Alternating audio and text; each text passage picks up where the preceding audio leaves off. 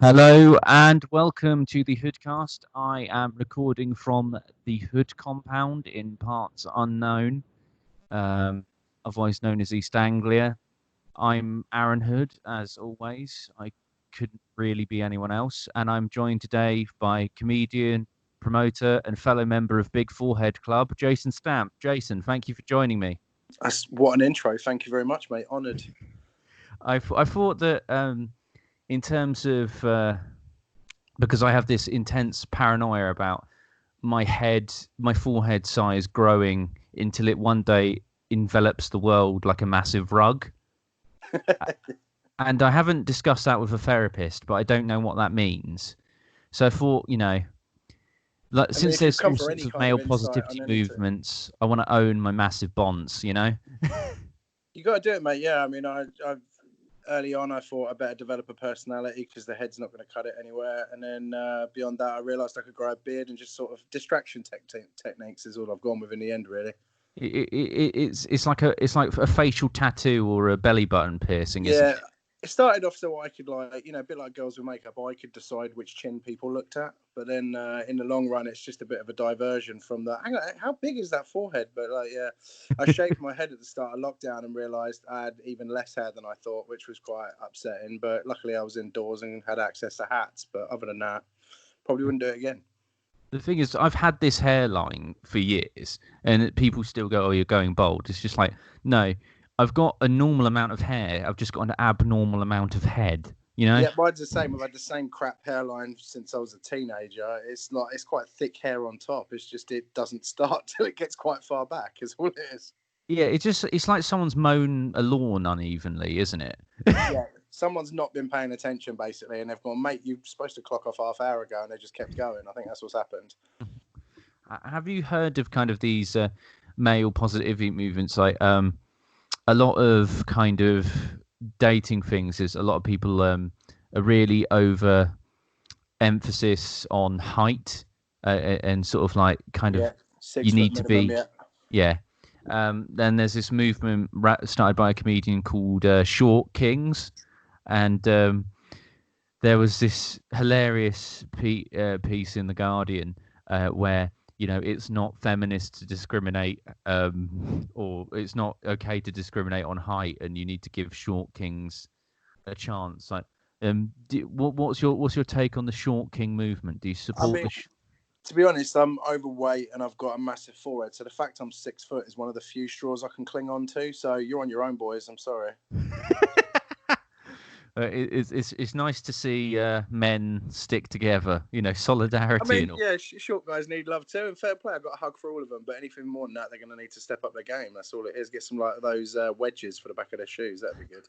Or just distract, like wear Heelys because I no one will mean, mention your height. Just like who's that bell end in Heelys? if you're basing it all on what's said on dating profiles, you've got women there that like pretend to be badgers and things like that. So like with their Snapchat filters. So I don't really think that you could just say you're 6 foot and then try and talk your way out of it. Just meet her at a place, get there early, and be sat down and hope to win her over with your personality is what I would say. Yeah, I remember halfway through puberty not going the way I thought it would. I was just like, oh fuck, I better turn out to be funny. That's and what I got to. I got to about, I don't know, mid-30s, and I thought, no, if it was going to get better, it would have happened by now. I'm just going to have to settle in. oh, it's not even defeatism. It's just a healthy sense of cynicism, and I feel the need to when I do think press like this or interviews or people ask why I wanted to do comedy. I feel the need to come up with this long, convoluted answer, but it just comes down to getting laid. Is it? Is I thought it might be nice, and it is. Was it around the same with you? No, I'd love to tell you it was even more basic than that. I thought I was the funny guy in the pub. A mate said, "Have you ever thought about trying it?" I hadn't, and I was like, "Well, yeah, obviously, I'd be amazing." And then he sort of booked me into a gig, and we went like 2 days later. And because he came with me, I couldn't sort of back out of it. That was basically it. So it's just peer pressure and ego, I think, was the main reason. I think there's as much as you want to dress it up, it really does fall around those sorts of themes. So Where was your first gig, and whereabouts? How did you kind of get started on this sort of mental illness performance art? It was well, literally, I used to work Sundays with this guy, and nobody ever came. It was like we used to be kitchen designers, and it just, well, I was a sales manager and he was a designer, and nobody knew we were open on Sundays because it was on this old industrial estate. So basically, Sunday would just be the two of us, catch up with some paperwork, and then we just talk comedy and things like that. And yeah, it just came up in conversation. I was like, I don't even know how you would do comedy. He Googled it, found an open mic in London, which was like 2 days later, and we went to that. It was in it was near King's Cross. It was called the Lion's Den, but it's at a different venue now. I don't know if, obviously, currently nobody knows what's happening with anything, but I think it was still going in some capacity, but in a different venue up until recently. But we went down there, and it was a bit of a cliquey kind of place, but it was cool because I think you'll know as well as anyone, the thought of doing comedy and then watching an open mic night are two very different things. So within about 10 minutes of an open mic night, I defy most people to not think they could probably be better. Yeah, you do get kind of in your head about it. You are, and you end up kind of either kind of like showing yourself up, or I had it in my head that the standard would be really, really high, and I'd be very lucky to get on any bill. But then the open mic scene is very much a mixed bag. You do have some, diamonds in the rough, but then again, you have some evenings where you're fishing for that one intact bit of sweet corn in the turd, aren't you? I mean, the thing is, like, I think it needs to be that, especially the open mic scene. If people are paying a certain amount of money to watch a show, then I think it's not quite so fair. But when it's an open mic and everyone's rocking up for free and just having a go, like, I think fair play is a place for that. It's I really enjoyed that. Some of my best nights in comedy were the first few years when I was running my own open mic night and I was emceeing it, and just you learned a lot from, like, how do I pick up the crowd after this awful performance without shitting on the performer, basically, because you don't want to throw them under the bus because you're all in the same boat. Some people take to it better than others, but yeah, so I think it's just one of those things where it's great fun. I think sometimes, like, the audience can enjoy it as well, like, and if they know what they're in for. I think if you dress it up differently, then it's disappointing. If they know exactly what they're expected to do, like what they're expecting, i.e., it could be anything. It could be a great act, or it could be someone who just folds after 35 seconds. He's got no idea what to do and he panics. Like, you just don't know. But I think that's part of the charm of it. But yeah, again, if I paid 15 quid to go and see that, I'd be annoyed. But if I've in a pub and it comes and it happens, I think that's a good night. Yeah, that's fine. I mean, at least even if it doesn't go well, you do get that kind of car crash experience of just, the sheer horror of watching someone, crack like an egg. Yeah, I mean, the acts we talked about when we used to run the open mic, the ones you talked about afterwards weren't the ones that did well particularly. It was the ones that absolutely bombed. And when I used to run a thing called Bad Cat Comedy when I first started, because there was nothing in Cambridge at the time. I think there'd been a few things before, and obviously it's been a lot since, but at the time there was nothing, and it was obviously expensive to try and go to London every week and things like that. So we just started our own, me and a couple of mates, and yeah, it was such good fun. And on the 2-year anniversary of that, we purposely booked a lineup of all we let them in on it. We booked the ones that had died the most on stage, and we gave out awards on the night for, like, the Come Back from the Dead More Than Jesus award and things like that. Do you know what I mean? It was just a good fun. Everyone was in on it. It wasn't poking fun of anyone. Everybody sort of, could sort of take a joke and could laugh at themselves with it as we were all learning. So yeah, it was good fun. But you get that whole kind of, as long as it's not kind of mean spirited and someone's been deliberately set up to fail, that's kind of fine. I had a similar idea with this sort of anti-comedy gig I wanted to do, where people would compete to be the most inventively unfunny, but that never happened for some reason. It's a tough pitch to a venue. Yeah, I know. Just like all right, 5 to 10 performers are going to come in and are going to do their utmost to suck any sense of joy or fun or humor or mirth out of this establishment. To be fair, that sounds like a lot of open mic nights anyway. So you should be a bit more forward about it. Yeah, I'm the one. You're the ones being punished for being upfront about it, and it's usually like I've been kind of desperate to jump up the rungs for a while, because you get some really good venues and people who know what they're doing, but the old cliche of free performers, and one of them's like welded to the bar stool, and there's a really old dog that you're not quite sure whether it's dead, you know, those sorts of gigs in the middle of some sort of kind of Midsummer Murders sort of set, you know. I think that's the problem though. Like I got a bit of a thing with, like, there's a lot of nights that would sort of masquerade as what you and me would know as a pro night, whereas obviously either people are paying to be there, or it's, you know, it's built up to be a fully pro lineup and stuff, and then it's just a lot of people. Don't get me wrong, they're probably the better end of the open micers going up and doing the lineup, but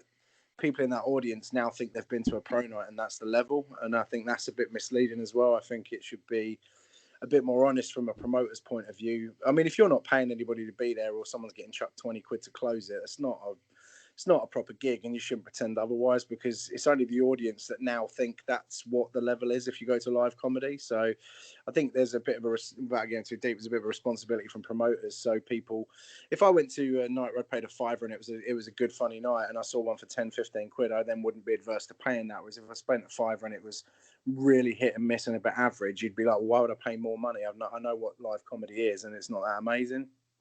Yeah, you kind of have that sort of responsibility. I mean, with any medium, because if audience see that standard, it's going to, no matter if there's a genuine pro gig or a higher standard, they're going to be less likely to go anyway, aren't they?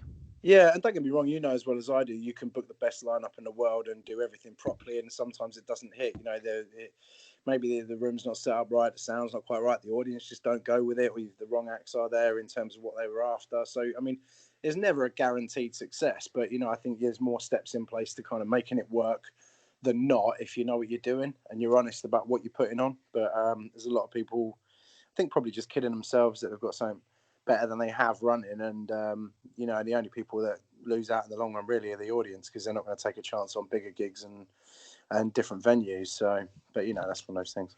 It kind of takes that hit, and it's one of those things you learn with experience, how to market it appropriately and all of that sort of thing. But you've been doing quite well. You run a Big Deal with your sister, I believe, isn't that the case? That's right, yeah, Leanne, yeah. Yeah, and you've went from, you saying Cambridge didn't really have much in terms of on, and now there's you're quite a lot of gigs that you do. You cover quite a lot of area, I think it's fair to say. Yeah. Well, before all this, who knows what's left at the end of it? It seems like it should be all right, but you never know, do you? It depends when the zombies come, see what's happening. But yeah, yeah, they no, might like a good few wanking monologues, you know. Well, I'll get you on then. You'll be fine. But no, I think it's, yeah, like you said, it's about experience. When I first started, I'd done one gig, absolutely tanked, and then started running my own night because it was easier, and I was naive to how easy it would be to just get stage time and get better. So me and a couple of mates run a thing called Bad Cat Comedy in Cambridge. We only had one venue, open mic once a month. And then ended up with a few other venues, just sort of doing one-offs and stuff like that, and did that for about 3-4 years. And it was good fun, a real learning curve in terms of how many acts to book, the types of acts to book. Don't just book your mates, book what the audience wants rather than the people you like hanging out with, and all that kind of stuff. So I learned a lot. And then the thing was, I sort of realized that I didn't feel like I was a good MC, but I didn't feel like I was that good an act, and I wasn't having time to write and things. So I just stopped promoting for probably 4 or 5 years, really, just to concentrate on trying to get better myself. And then when I felt like that was going all right, had a conversation with Leanne, who'd run events for a charity and things like that, and we were looking to do to run some gigs together. And it's, yeah, like you say, it's gone well. We started off with 2 venues over one weekend just to see how it went, and then, you know, at last count we were on about 12-13 venues plus God knows how many one-offs and things booked for Christmas parties, office parties, corporate, all that kind of stuff as well. So, yeah. It was, I mean, in February, I think we had, it was like over like 12-13 gigs or something just in February, and it was sort of going to continue like that throughout the year. And obviously, no one could have seen what's happened with the world at the moment, so it's just one of those things. And then we try and pick up. I keep saying to Leanne, like, you know, it was real good fun to build first time around, and we were only just getting started, so it'll be just as much fun building it second time round, it would just be hopefully we've learned from some mistakes and we can do it better and look after the acts and the audience at the same time. But yeah, I can't complain. Leanne's been the driving force behind it. I'm just the guy who rocks up and talks shit on a microphone. She's the one who does all the organising and all the hard work. So, but like she says, without me, she's just driving around trying to sell Peroni. So it sort of works with both of us.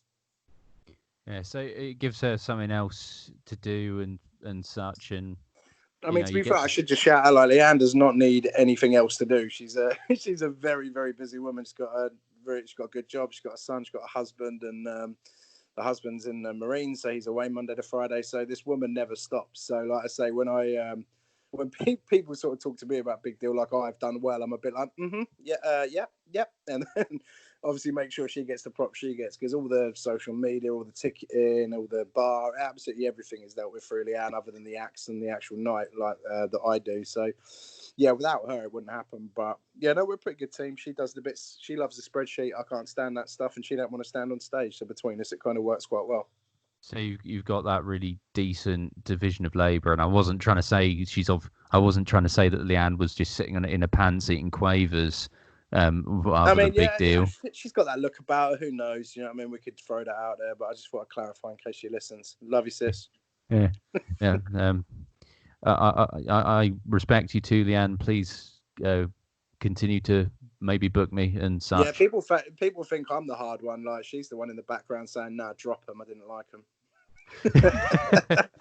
I mean, it's the same kind of thing with me, because obviously I've not really been subtle with the branding of mine with, you know, Hoodananny and Hoodcast and, you know, like kind of like graffitiing my name everywhere.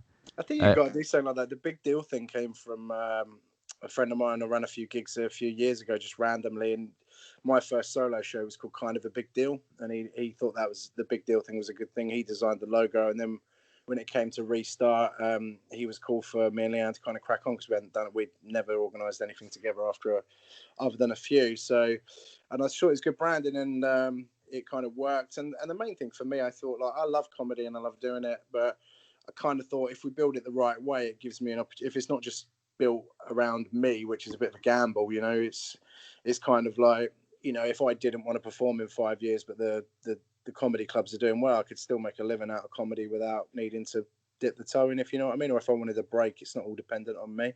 That's why we make a point of, like, every other gig in each venue, I only MC every other one, so the audiences don't just either A, get bored of me, or B, just assume that they've seen everything they're going to see there. So it's been a conscious decision all the way along to kind of not just put it on, well, this is me, come see me, because, you know, we had one venue where it was always fine when I MC'd it, but I felt other people could probably do better, so I just took my ego out of it and booked other MCs for it. So I think that's the thing, when you're a promoter, you've got to sort of put yourself second after a while and go, right, what's going to make this more sustainable? Is it me or is it not? You know, some venues I feel like get a lot of appreciation. Other ones I think they like me, but they'd be just as fine with somebody else, and that's where you've got to kind of make a decision from a business point of view. But it's all about just making sure they buy tickets for the next one is the main thing, and whether that means I get to perform or not is a decision we make on a venue by venue basis. But yeah, it's all about just people coming out and having a good time. We picked areas where,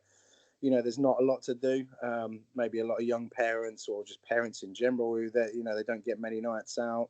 Could they walk home? Could they walk there and back, have a few cheap drinks and a good laugh for a fairly cheap night out? And do you know what I mean? That's the main thing, rather than, you know, like from where we're at the time in Campbell, and like to get a taxi into Cambridge, you're talking £25 each way, £30 each way, plus drinks or driving and parking, plus babysitter. You know, it's expensive. It adds up, doesn't it?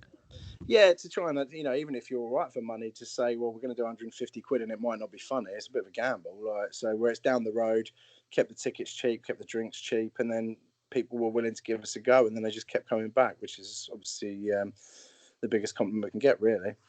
Yeah, I've managed the same kind of with the sort of, we get a lot of regulars, which is a blessing and a curse, and I've had to, you know, start putting different MCs in, like Suzanne Jones and obviously Tom Alban, just because I've done the same. They've heard a lot of my really good stuff, and, you know, I'm not risking. In your head as well. I did a gig. Can't remember. We did a gig. Can't remember where it was, but a guy came up to me and he said, "Oh, I don't want to hear anything about your son or something like that this time." And I was like, "Oh man, now I don't know what he's heard and what he hasn't," because I wouldn't tend to do all the same stuff. I do a lot of crowd work, but then kind of made me go, "Oh, I don't know what so anything's already yet." So then I just end up doing crowd work for the whole night, which some nights, as you know, you can do, and other nights there's not a lot to feed off, so you've got to do material. So I got lucky that night, but you know, it forces you to write when you're going back to the same places, and it stops me being lazy in that respect. So that's good. But yeah, it does get in your head when you recognise somebody. You think, "Oh God, what have I said to them before?"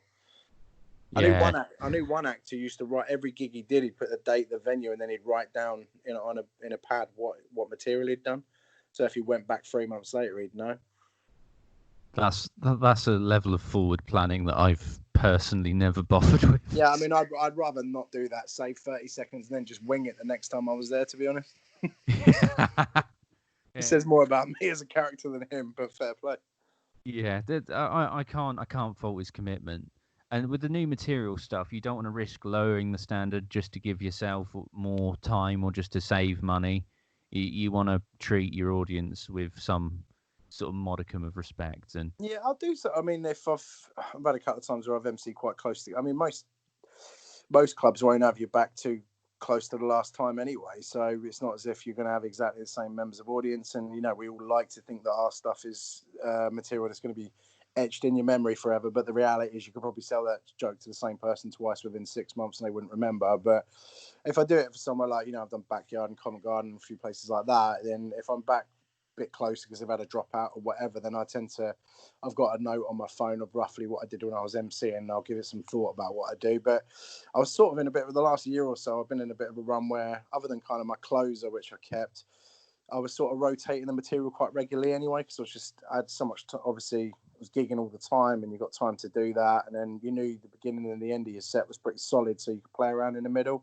And MCing is good for testing new material because if it's not going anywhere, it's pretty easy to get out of and get the next act on.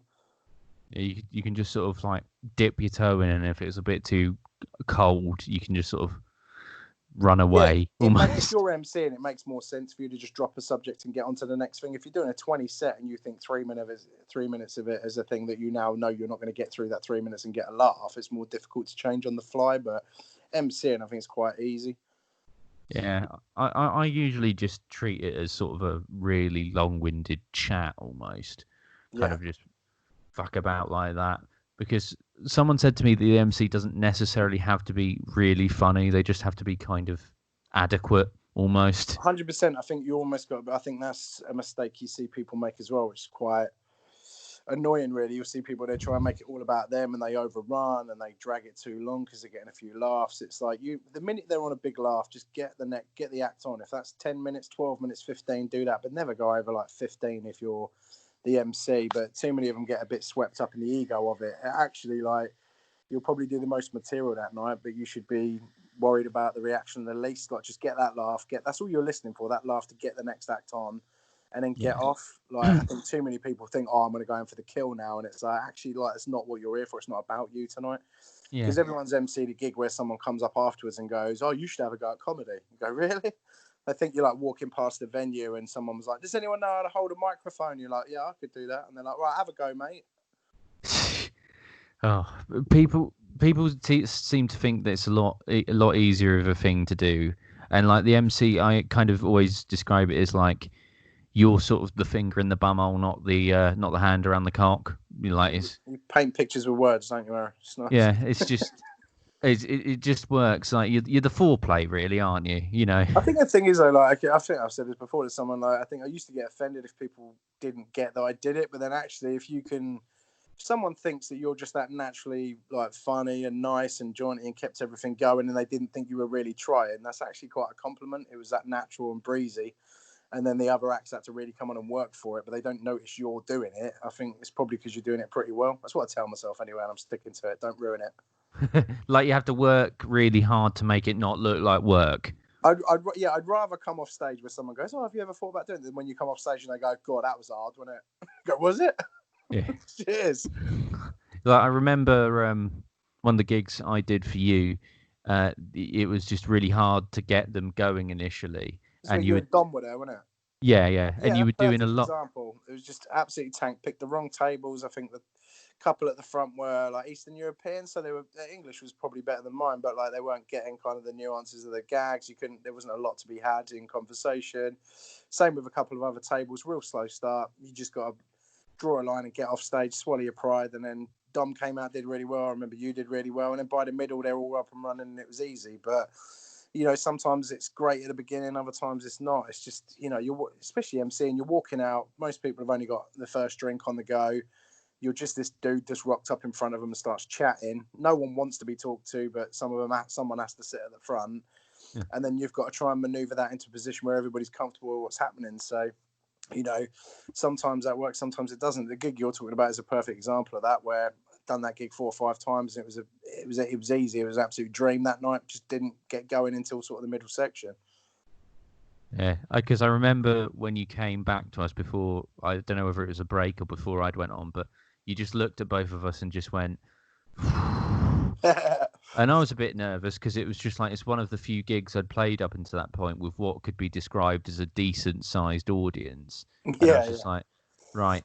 I think that's the thing with that venue. Like in a bigger venue where there's a bit more of a gap between you and the audience, you could sort of ignore that, and I could have just done material and it would have been fine. But when they're really nice, it's like an old school comedy club in that room, isn't it? Everyone's sat really close on little tables. Everyone's really intimate. Everyone's really tight in there.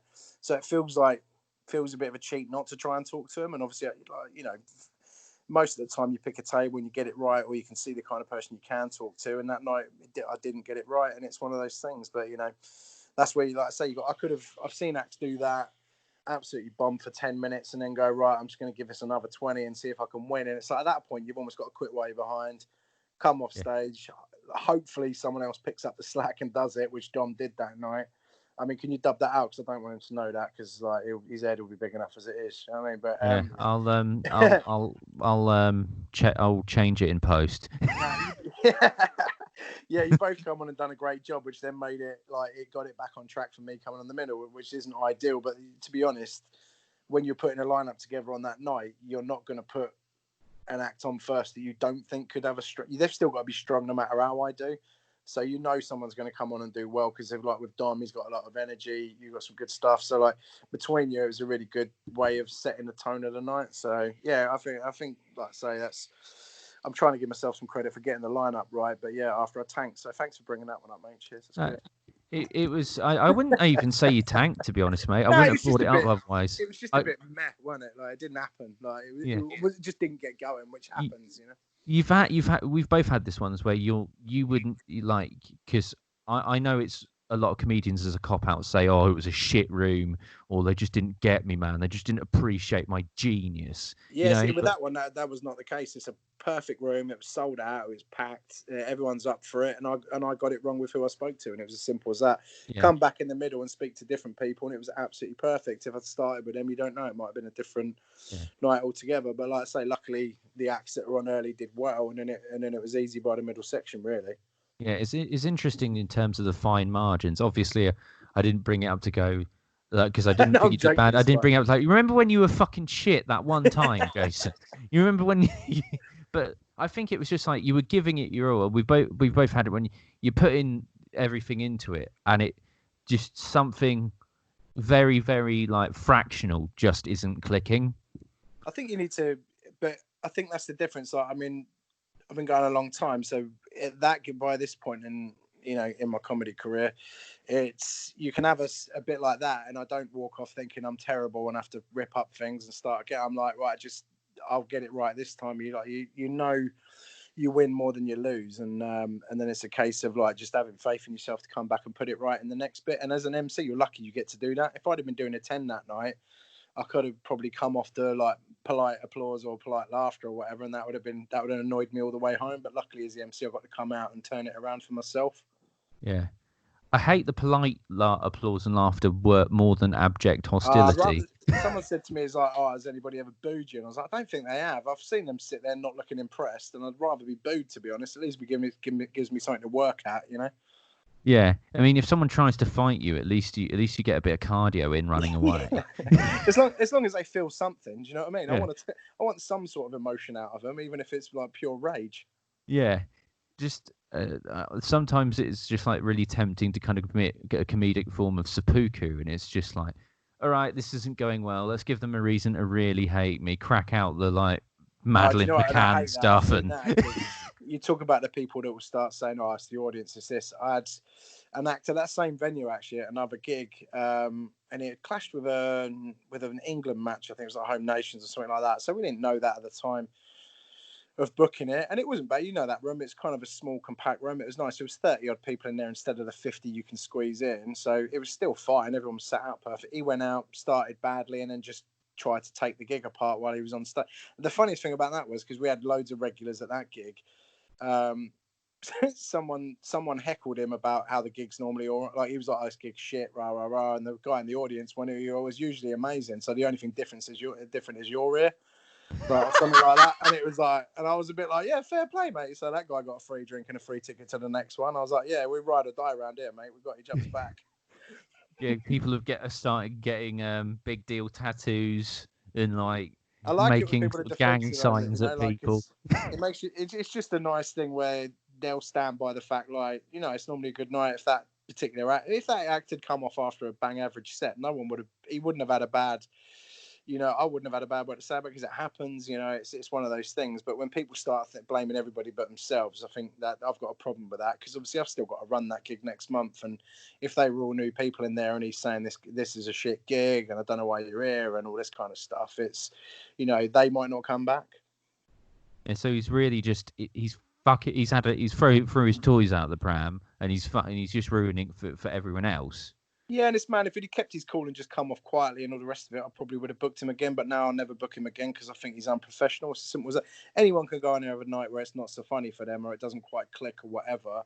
But you start disrespecting the gig and the fact I've given you a spot in the first place, then don't ask me for any more. There's no point, like, because there's plenty of people out there that will come and appreciate the opportunity and do their best. If you've got this attitude where you think you're better than it, then go find something better. That's cool. It's up to you, buddy. Yeah, and if you and it's not like you don't have you're not struggling to fill the spots, I imagine, because you actually have bring an audience and you offer progression and I think good rooms and stuff. You know, we there's a lot of work goes into picking the venues and the towns and every element of that. There's a lot of work goes into it. So we've been pretty, I say lucky to a degree, and people have taken a punt on it, but it's not all luck because, you know, it happened. Nearly every venue has been a consistent sort of there or thereabouts sellout. So for about a year and a half, 2 years. So that's not an accident every single time. You can get lucky a few times, but it doesn't happen forever. So I think that's why Must be doing something right. Yeah, so and then that's made it really nice for booking acts because, you know, they've heard that it was a nice gig or whatever, and then and ultimately, obviously, people want to get paid and all that, but the first thing most comedians will want is a decent audience to perform to, and everything else, you know, is a bonus. I'd rather have less money in a packed out gig where they were up for it than I would in get more money for a half empty gig where I come back like thinking, well, it's pointless, you know. It just that night where you just sort of like fall on the couch. You've got like the remainders of a takeaway or some Pringles and a few beers, and you're just totally deflated from it.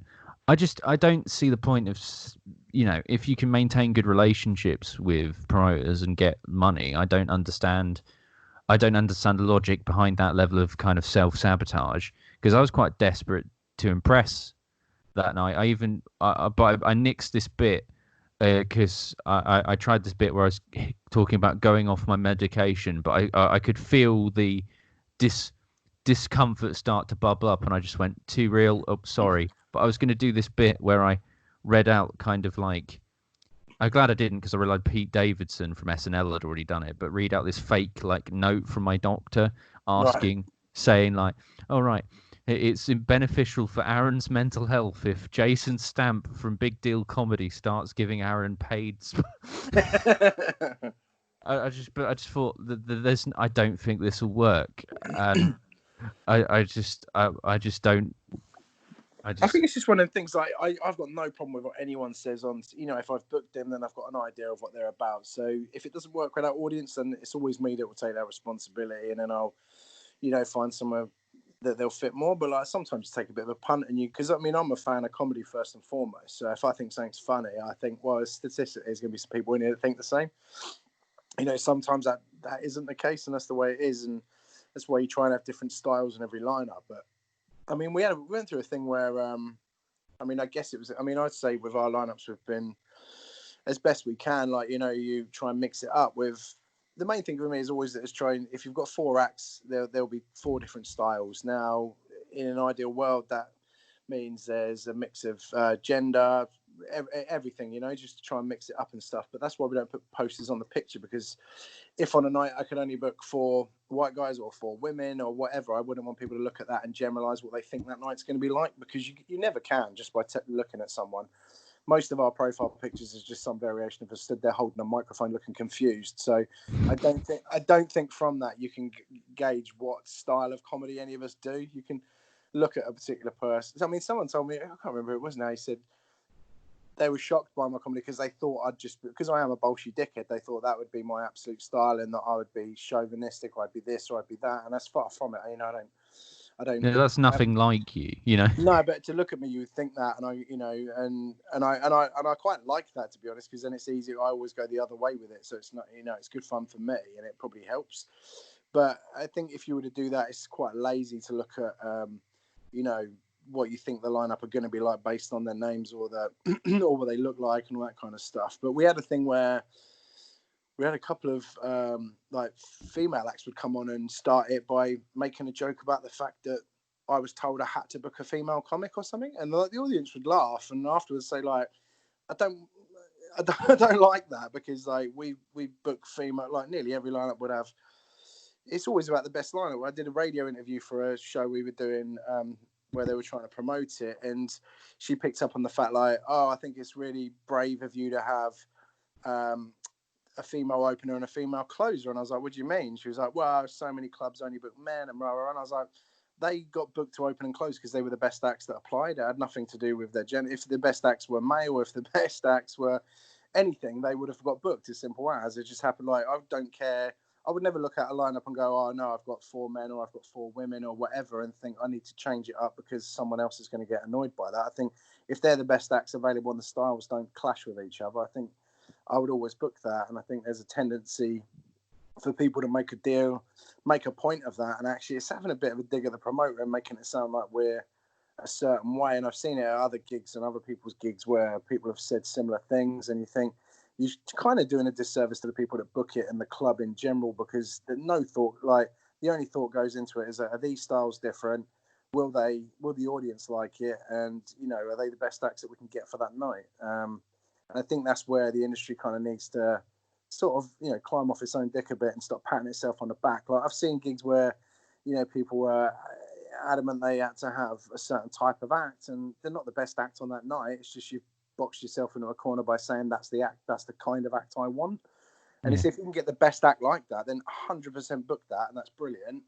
But I think too many people are trying to tick boxes the wrong kind of way now. I think it should be about so many talented comedians out there of all genders, races, preferences, absolutely everything. And I think you shortchange yourself. I think the thing is, you talk about the percentages with things. If I put a gig out to advertise for a gig saying there's one next week or whatever, the first 20 messages I will get will probably be white males. And I think that's just because of the percentage of those that are in it compared to other genders, races, everything like that.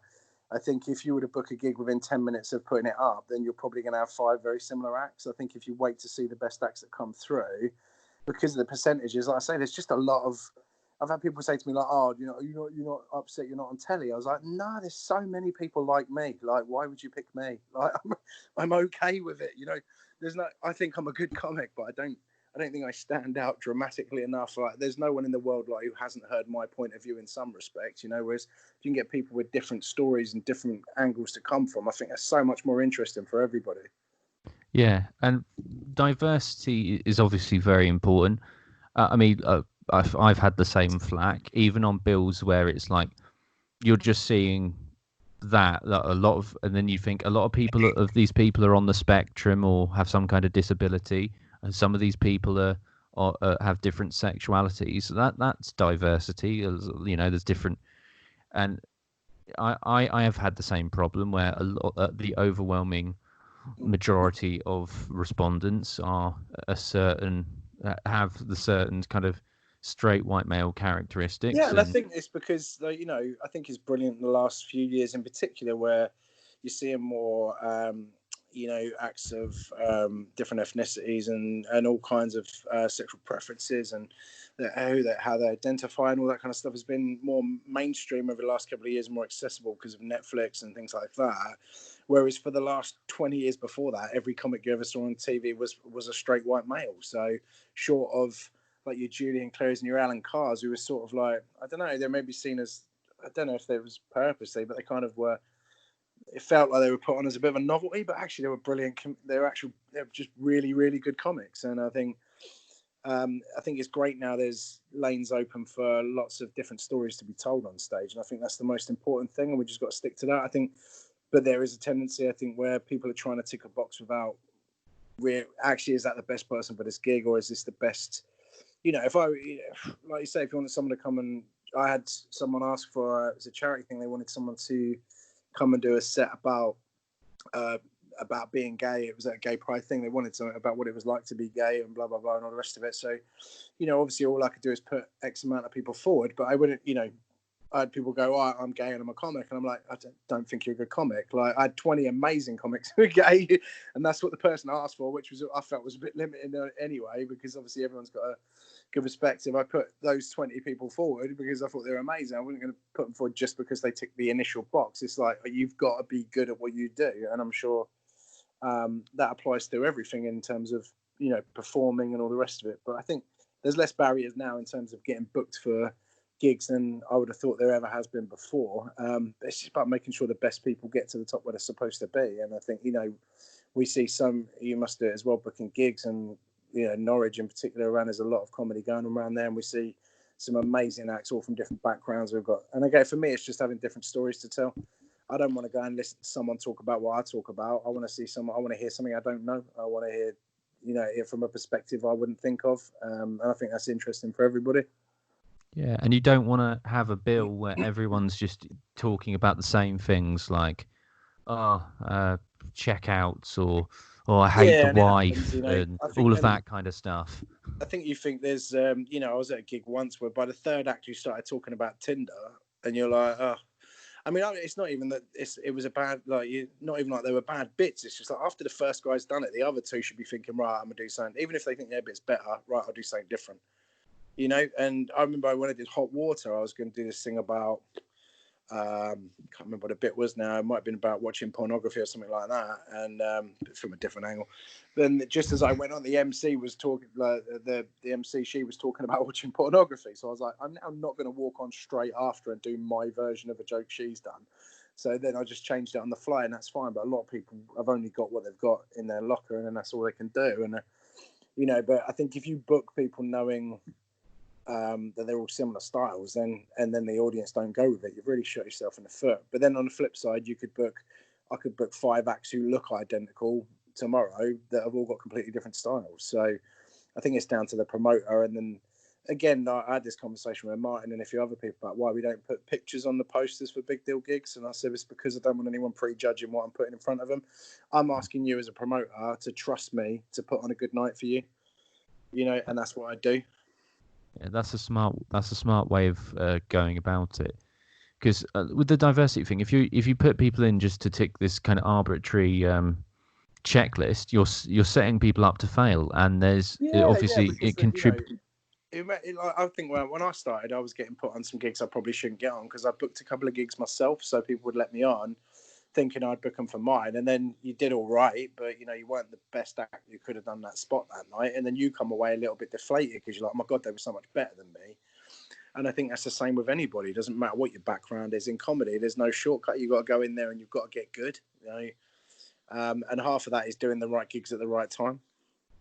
Yeah, sometimes that kind of happens. I remember the first time I headlined, I did half an hour in Cambridge, and I just wasn't ready. I didn't have that much material that was good enough to be headliner, and I wasn't confident enough, and I wasn't used to being on stage for that long. So, things and opportunities can just come too quick. I think the other thing is that I've noticed, I was talking to someone about this earlier, like I was talking about my girlfriend about it. We were talking about comedy in general, and I said, I think the thing is there's acts that you end up in your own little bubble, because there's a time in comedy where you end up gigging with the same 4, 5, 6 acts on and off every time you go out anywhere, because you all know each other, you all book little bits and bobs, and no one's getting any better because they're not seeing how high the bar is. Like, you know, I'll go and MC it in London or whatever, and you know, and don't get me wrong, they've asked me to be there, they're paying me, I'm there for a reason, but they're still, I'll watch a headliner on that and I'll come away thinking, man, I've got to work harder. And that's after a good gig, you know, and you need that. I think you need that uncomfortable bit where, you know, you're not sure if you're on that level and you've really got to push yourself. I think like some newer acts would be good to go and watch a weekend lineup at a gig when it's all back and running, obviously. Would be good to go to an Up the Creek or somewhere like that on a Saturday night and then go, right, who would I replace? And be honest with themselves. And if they can't think of anybody they could replace, then they need to work harder, as simple as. Yeah, and a lot of people kind of almost like that bubble and sense of stagnation because it's content and it's comfortable and it's easy. Look, if you're aware you're in that bubble, you're not hurting anybody. But when you've got there's a sense of entitlement that comes with some people where they'll apply for a spot that they've got no right applying for and they're not going to get anywhere near because they're probably not aware of the other names that would apply for that. It's not that they mean anything. There's no malice intended. I'm not trying to hoodwink you by doing it. Like, it's just the fact that they don't know the level of act that are applying for that same money or that same spot. And because they're headlining their mate's gig in a pub or whatever, they think, well, I'm a headliner, I've headlined. But it's not the same thing. It's like Sunday league footballers are footballers, but so is Cristiano Ronaldo. So like, you know, there's a level in between where, yeah, on paper you do the same thing, but you don't do the same thing. Yeah, it's understandable. People obviously want to progress, and if you feel that you're killing all of these gigs, 100%. Yeah, chance in your arm. That's what we do. We're all blaggers. We're all bullshitters. Yeah. We're all grifters, basically. The first time you get offered a 10-minute set when you're a comedian, they go, "Have you got a 10?" You go, "Yeah." You haven't. You got a 5, and you think you can talk slowly, like. And it's the same with anything. Every single bit of that first start is about blagging it. You're blagging it the first time you ever get on stage, and it never changes. You know, it's just there's got to be a point where your self-awareness and your ability sort of catch up with each other, like at some point. And I think you can't actually have those two paths cross too early on in your career, otherwise you'd probably quit. I think you need a good amount of ignorance for probably 3-4 years, and then eventually go, right, where am I actually at? And then think about it. But if you thought about it too, it's like, you know, when you learn to ride a bike when you're a kid, if you thought about it, you go face into the concrete. Like, I think it's the same with comedy. You've just got to be ignoring it and forget the fact someone's got their hand on the back of the seat holding you up, you know? If that bubble bursts too early, it might just end up crushing you. Yeah, and I have seen it. I've seen it happen to a lot of it. I know there's 2 acts I know that were started around the same time as me, who I thought were brilliant. Like, they were so good. You know, and at that point you're quite naive. You're like, I can't understand why they're not on telly and this, that, and the other. And one in particular went to Edinburgh really early, splashed a lot of money on a good venue, blah, blah, blah. Got absolutely ripped apart by critics because he was in a venue he shouldn't have been in, really. Too big for him. And then he just never did it again. And you think it's a shame, but it's because you went too soon. Yeah, you see it with a lot of professional comedy, footballers, musicians, all of that sort of stuff. And it's a shame you get savaged, and some people just never come back from it. You just think you'd be happier in the bubble. Yeah, like, you know, like I think again it's that awareness. You know, if you're, you know, doing nice gigs and all the rest of it, and people are saying nice things about you, that's great. But if you then go, right, how am I compared to, I don't know, Michael McIntyre, whoever, you know, Jim Jeffrey, like, compare me to them, they're going to be like, well, obviously they're miles better. Like, you're going to be shit compared to a lot of people for a long, long time, and probably the harsh reality is probably you always will be to a degree. There's only going to be a handful of people that redefine the genre, like, and everybody else is trying to get better and better and better and try and make a living out of it. But I think the longer you're going, and I was saying to a couple of the guys we know, like, when they were quite early on and they would message me about this and ask about that, I would sort of say to them, like, you're almost gigging too much, because they were struggling with writing. I was like, you're gigging too much. You're actually going to need to go and live your life a bit to actually live out some stories and come up with some stuff. If all you're doing is finishing your day job, jumping in a car, driving to somewhere, doing the same 10, driving home, then doing the same thing over and over again, like, where's the bit where you live your life and actually think of these stories or get involved in silly scrapes and all that kind of stuff? Yeah, you got to think of it as doing the research necessary for putting into the bit. You know, you've got to have some. Yeah. You Like, can't like make a you said, meal you're without doing ingredients, can you? exactly like you're doing your degree and stuff. You're not just going to rock up and hope for the best. Like you've got, well, probably, but you got to do some work. You know, you got to read some books. You got to learn about what you're talking, like what you're professing to be good at. You know, or to understand. And like you say, you can't make anything without the ingredients, and that's exactly it. You can be the best chef in the world, but if you haven't got the right stuff to do it, it's not really going to work. Yeah, if you're cooking with Play-Doh, it's going to taste like shit, isn't it? Yeah. Yeah, but yeah, no, I just think, like I say, there's a lot of people, and I'm not beyond it. Everybody makes the same mistakes. Like, you know, the thing was when I started off, I had a job I liked, so it wasn't like I needed to gig every single night a week, and it was just something I did for fun. And in the last few years, obviously, I took it more seriously and really trying to push myself because I was just in love with the process of doing it and the performing and learning every night I did it and coming up with new material and all that kind of stuff. And it was just fun for me. But when it wasn't fun, I just took a step back. I didn't keep plodding along because it was like, this is a hobby at the start, and if you're going to drain the fun out of it, then why would you do it? Like, it's got to still be fun, otherwise that starts seeping into your performances, doesn't it? I think the thing was, the minute I would like rather be at home than be at the gig, I was like, I either shouldn't have taken that gig or I shouldn't be doing it.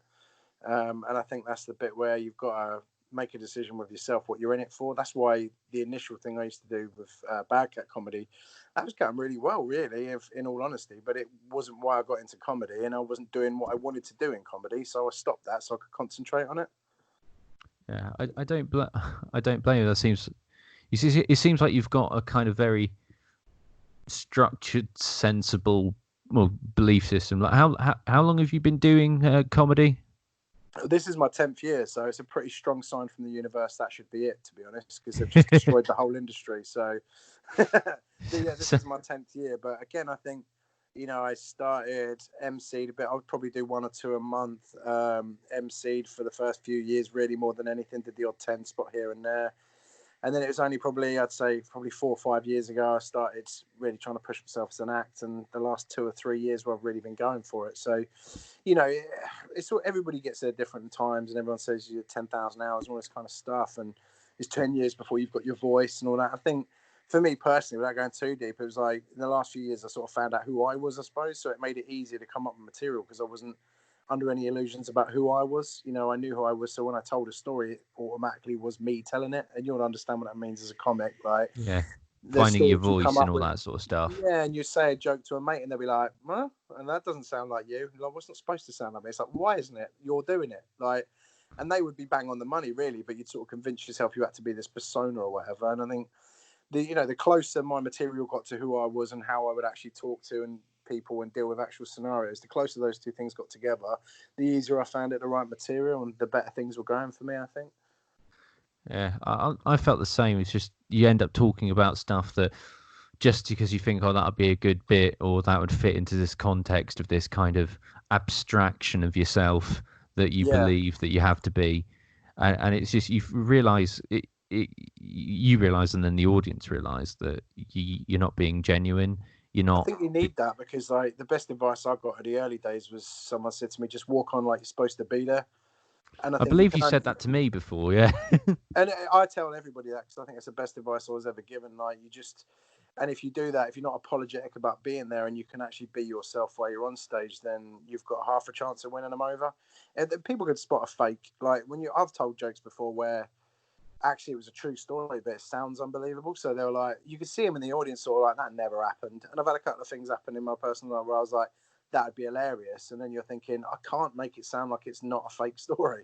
Like, so you take the decision to not do it because you've got to be believable. If you're you're doing surreal stuff or whatever, that's different. You've got more of a free reign. But when you're, I suppose, like in my case, if you look like the everyman, I think the thing that helped me early doors was that I was a bit of a bit of a bullshit dickhead, and everybody knew someone a bit like me. So I think it bought me a bit of time at the start of the set where people are like, "Oh, he's like my mate Dave," or this, or it's always a one syllable. It's always a one syllable name for a fucking hairy dickhead, but you know what I mean. Yeah. So without fail. Yeah, exactly. So I think it brought me a bit of time when I first started, where I was likable enough that the material would sort of get away with it. I think I used to think I had great material that did really well, but actually I think I just sort of got away with it because I was likable enough. Not likable, just likable enough. I just, you are quite likable. I just had a thought that you know, the sort of man you're describing, I just envision every one of their like profile pictures on Facebook or Tinder thing is them holding up a fish or with like a Yeah, fat. that's exactly who people think I am. Yeah, that's the thing. Like, it's like you know, before we came on, you were saying, oh, you know, you're really to hip hop and all that. We had this thing. We're doing a family Zoom quiz at the weekend, and there was a question where someone had to guess what kind of band I liked or music I would listen to forever, and everyone picked like Snow Patrol or Coldplay or whatever it was, and I'm like, it couldn't be further from the truth. Like, I love hip hop, and that's what I've always been into. But people just make these assumptions about how you look, and again, that brings it back to what I was saying about the posters. It's too easy when you see a picture of someone to guess what they'll be like, and you can't do that. Yeah, it really ruins it for you, and if you're going in expecting something else, you can end up being disappointed. But I'm glad you brought up hip hop, because that is one thing that I was going to cover with you. What sort of, when you say hip hop, like what are your favorite kind of artists and stuff? I think I got into it like late 90s when it all started getting a bit. Well, it started off getting a bit edgy, and it was the East Coast, West Coast stuff, and then all got a bit shiny when everyone started rocking diamonds and stuff like that, and they were getting rich. So I loved my favorite of all time was always Notorious B.I.G., and I love Eminem and Nas and Jay-Z and people like that. And I think like when I look back at it, it's just because I had no inclination to do comedy or anything back then, but all of those, they tell stories. They're not just standing there all the time talking about how rich they are or whatever. In general, if you listen to their albums, there's an actual story, and it's not that I can relate to living in a hood or gun battles or shipping coke or anything like that. It was just they would paint a picture for me, and I could see the story, like, and I just loved that. It was so different to anything I'd ever heard before that, and that's just always stayed with me. Yeah, like you can read. I was reading Stalingrad, you know, about a book about Battle of Stalingrad. It doesn't mean, and I can understand, well, not like with first-hand experience, but I can understand what they're coming from because it's the storytelling they paint. They take you there. That's the You thing I've like always you found don't with the have to. snobbery I with hip didn't hop. have to have served in the Red Army, you know. And that's exactly it. I think that's early doors, especially. That was the snobbery around hip hop. It's like, oh, how come you like hip hop? Like, well, you think you're one of them. Like, no, I don't. I can listen. I can watch a film and not. And now I know what it's like to be a ninja for that guy.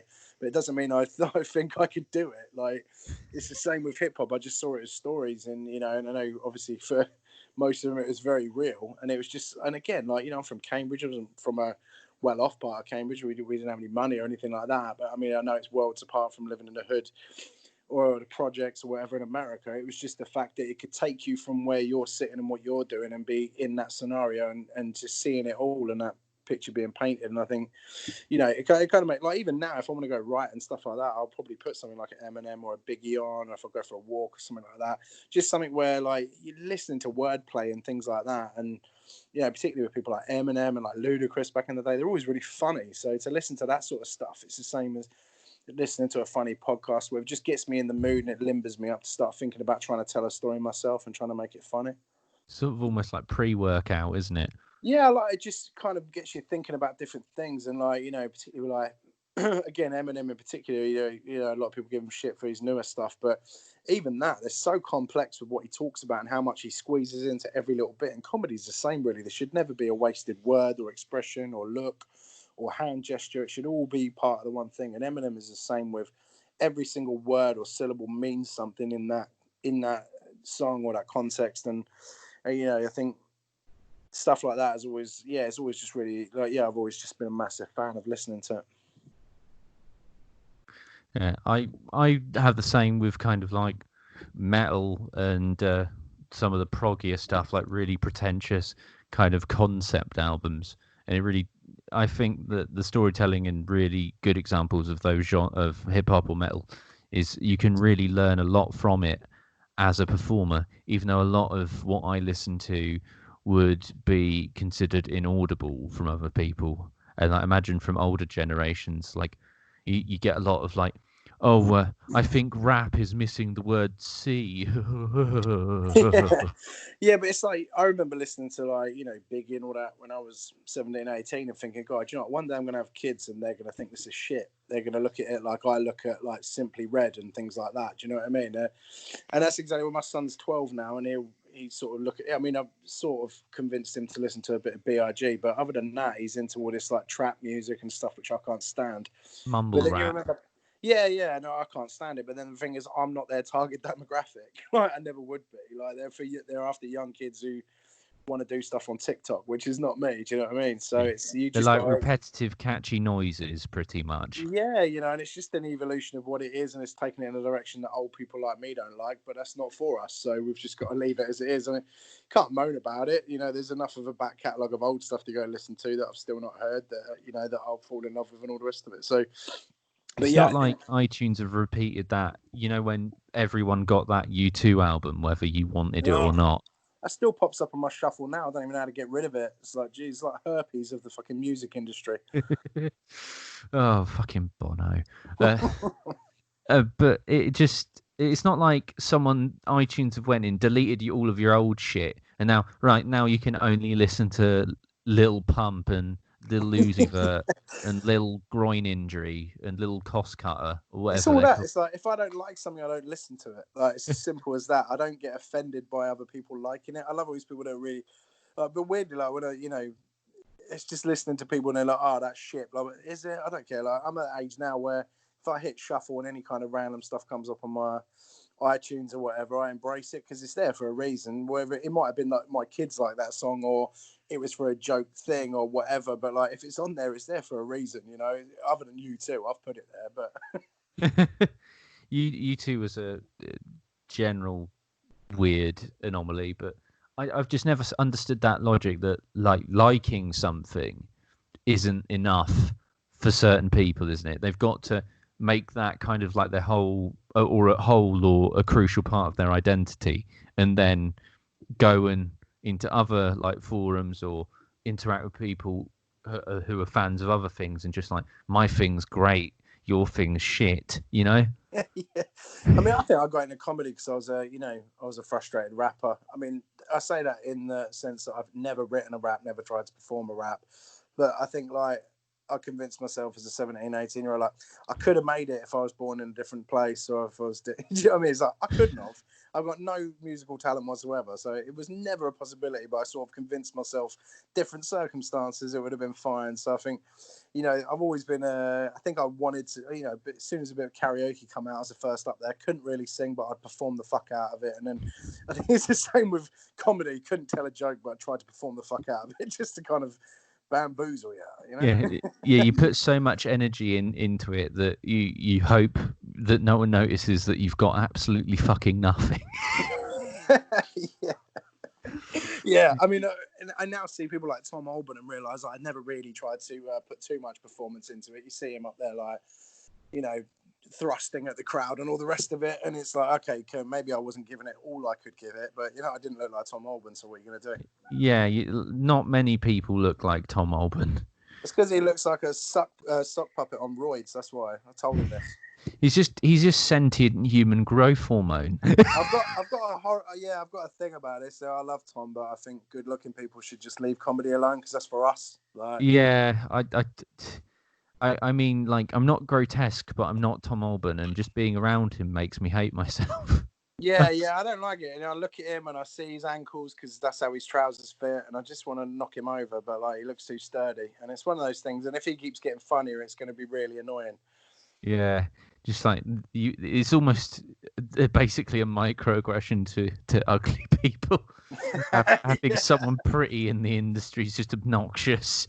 I love him. I love him. I book him all the time. I book him as well. I love the guy, but like I say, I think, you know, I think comedy should people for like us that don't look like we should be living under a bridge, but aren't going to be selling any, like, you know, clothes, or, you know, aren't going to be doing any modelling campaigns anytime soon.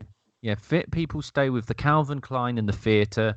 Us lot stay in comedy, and then the real uggos and burn victims, you've got the radio. I thought that was a fair, structured way of doing it. You know, unless Giacomo are listening, then hit me up. I'm up for it. That's cool.